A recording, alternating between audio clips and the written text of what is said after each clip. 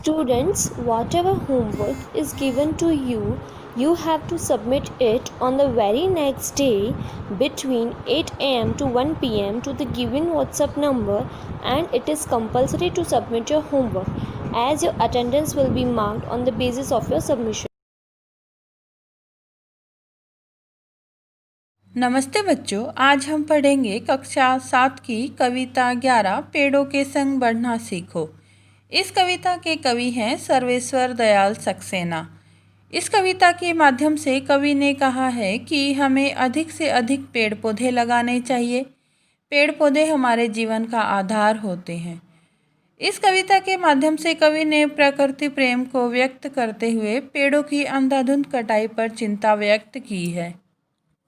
कवि ने कहा है कि हमें वातावरण को शुद्ध और हरा भरा बनाए रखने के लिए अधिक से अधिक पेड़ पौधे लगाने चाहिए।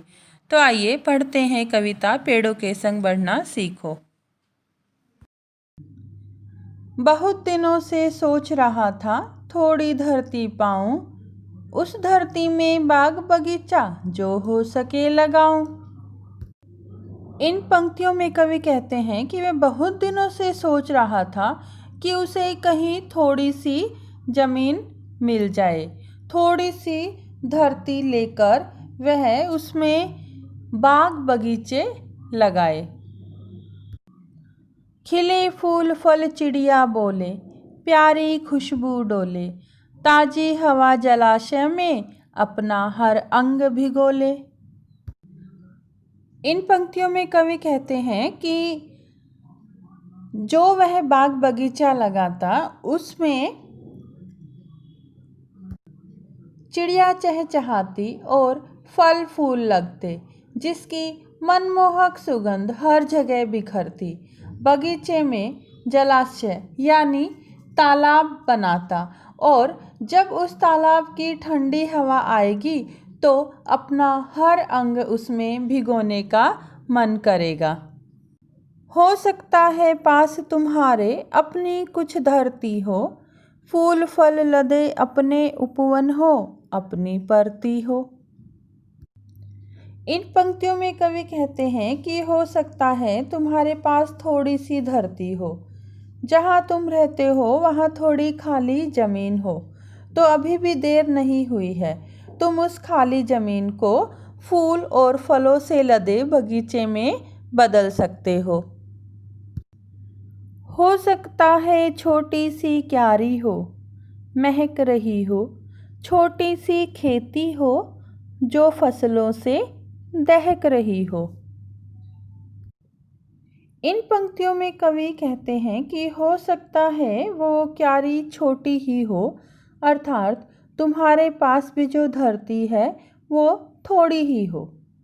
तुम अपनी मेहनत से उस छोटी सी क्यारी को महका सकते हो। अगर तुम्हारे पास खेती करने के लिए ज़मीन है तो तुम उसमें फसलों को दहका सकते हो, अर्थात जब फसल पीली होकर पक जाती है तो वो हमें आग के समान दहकती हुई नज़र आती है।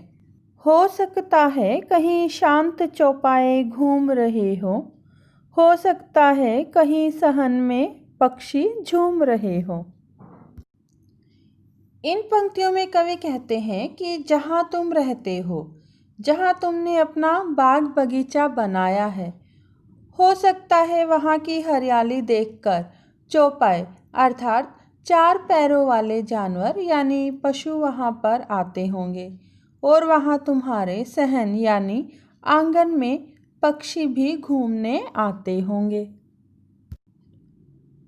तो विनती है यही, कभी मत उस दुनिया को खोना, पेड़ों को मत कटने देना, मत चिड़ियों को रोना।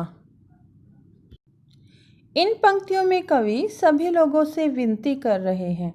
कवि कहते हैं कि मेरी तुमसे यह विनती है कि तुम इस खुशहाल प्रकृति को कभी मत उजड़ने देना। तुम अपने पेड़ों को कभी कटने मत देना, क्योंकि उन पर चिड़िया अपना घोंसला बनाकर रहती हैं और तुम उन पक्षियों को, उन चिड़ियों को रोने मत देना, अर्थात पेड़ों को कटने से रोककर हम उन चिड़ियों का घर उजड़ने से बचा सकते हैं। एक एक पत्ती पर हम सबके सपने सोते हैं, शाखें कटने पर वे भोले शिशुओं सा रोते हैं।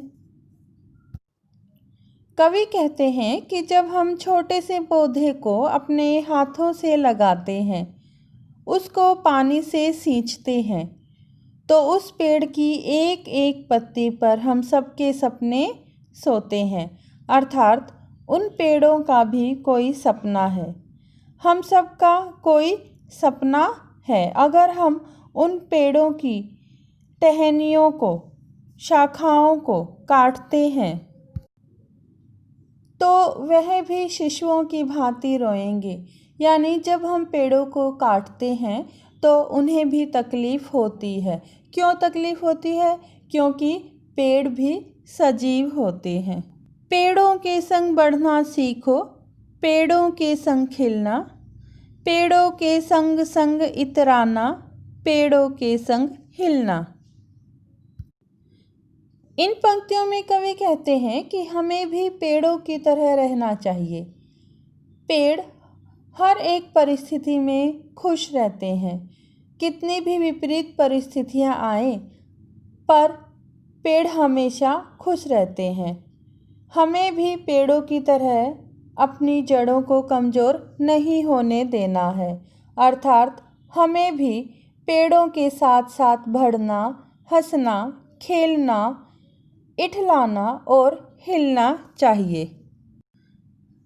बच्चे और पेड़ दुनिया को हरा भरा रखते हैं, नहीं समझते जो वे दुष्कर्मों का फल चखते हैं।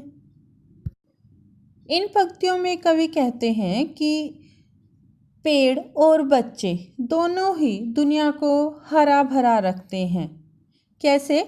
पेड़ अपनी हरियाली से इस धरती को हरा भरा रखते हैं और बच्चे अपनी रौनक से, अपनी चहक से पूरे घर को आनंदित कर देते हैं। जो लोग पेड़ों की अहमियत को नहीं समझते, उन्हें अपने बुरे कर्मों का फल भुगतना होगा। आज सभ्यता वहशी बन पेड़ों को काट रही है, जहर फेफड़ों में भर इंसानों को बांट रही है। इन पंक्तियों में कवि कहते हैं कि हमारा जो वहशी यानी असभ्य समाज है, यह असभ्य समाज पेड़ों की अंधाधुंध कटाई कर रहे हैं। मनुष्य पेड़ों को काटने और उनको जलाने में लगा हुआ है। पेड़ों के जलने के बाद जो दूषित हवा फैल रही है, वह हमारे फेफड़ों में जहर भर रही है और वही जहर इंसान एक दूसरे को बांट रहा है। अपनी आने वाली पीढ़ी के बारे में इंसान बिल्कुल नहीं सोच रहा है। तो बच्चों, इस कविता के माध्यम से कवि यह संदेश देना चाहते हैं कि हमें अधिक से अधिक पेड़ पौधे लगाने चाहिए, क्योंकि पेड़ हमारे लिए लाभदायक हैं। हमारे वातावरण को हम शुद्ध बनाते हैं। हमें अधिक से अधिक पेड़ पौधे लगाकर अपनी आने वाली पीढ़ी को खुशहाल बनाना है। तो इसलिए पेड़ों को कटने से बचाना है।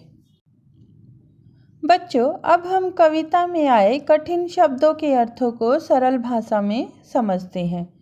जलाशय, तालाब, दहक, आग का दहकना, लपट, वहशी, जंगली, निर्मम, हिंसक, उपवन, बाग, बगीचा, चौपाए, चार पैरों वाले जीव, विनती, निवेदन, परती, ऐसी जमीन जो जोती न जाती हो, सहन, आंगन, इतराना, इठलाना, दुष्कर्म, बुरे कर्म, शाखें, टहनियाँ, शाखाएं।